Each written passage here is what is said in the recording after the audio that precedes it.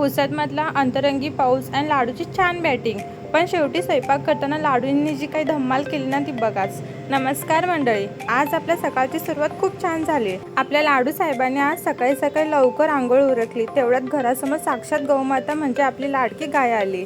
मग आम्ही मस्त दर्शन घेतलं आणि पाया पडलो। त्यानंतर आम्ही निघालो पुसदच्या शनी मंदिरमध्ये। तिथे जाऊन देवाचं छान दर्शन घेतलं। मंदिरातून घरी आल्यावर लाडूचा कलर टाईम सुरू झाला। त्याच्यासोबत रंग एन्जॉय केलं। खेळून झाल्यावर आपला शहाणा मुलगा अभ्यासाला बसला। आज त्याने खूप छान ABCDचा अभ्यास केला। स्टडी संपला आणि संध्याकाळचं पुसदमधलं हवामान अचानक बदललं। मस्त पाऊस सुरू झाला। लाडू बघा कसा पावसात भिजण्याचा आनंद घेतोय, पण खरी गंमत बघा, पाऊस संपताच लगेच ऊन पडलं।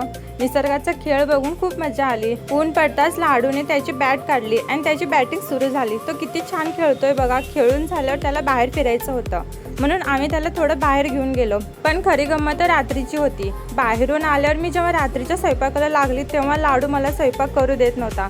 सारखं मध्ये मध्ये येऊन सतवत होता। शेवटी त्याची क्यूट मस्ती सांभाळत मी स्वयंपाक पूर्ण केला। तुम्हाला पुसदमधला पाऊस आवडला की लाडूची बॅटिंग कमेंटमध्ये सांगा आणि पुढच्या ब्लॉगसाठी आत्ताच फॉलो करा।